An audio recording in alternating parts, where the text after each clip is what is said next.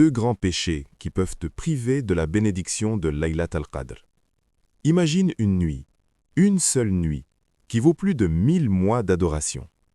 Une nuit où les anges descendent sur la terre, une nuit où les invocations peuvent changer ton destin. Cette nuit est appelée Laylat al-Qadr. Mais il y a une réalité que beaucoup de gens ignorent. Certaines personnes prient toute la nuit, mais leurs actions peuvent annuler ou réduire la récompense. Aujourd'hui, nous allons parler de 2 grands péchés qui peuvent te priver des bénédictions de cette nuit. 2. Pourquoi Laylat al-Qadr est si importante?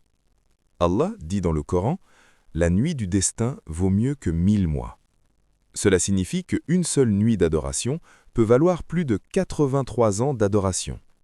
Durant cette nuit, les anges descendent, les destinées sont écrites, les invocations sont exaucées.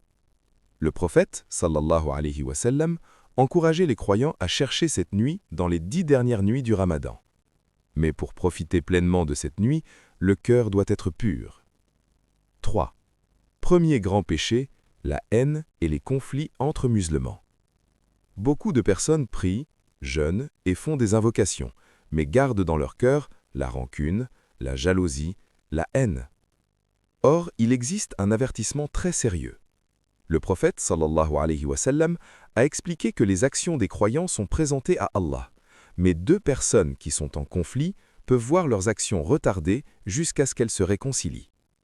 Imagine, tu passes toute la nuit à prier pendant Laylat al-Qadr, mais dans ton cœur, tu gardes une haine contre quelqu'un. Cette haine peut bloquer la bénédiction. Comment corriger cela? Avant la fin du Ramadan, pardonne aux gens. Appelle quelqu'un avec qui tu es fâché. Purifie ton cœur.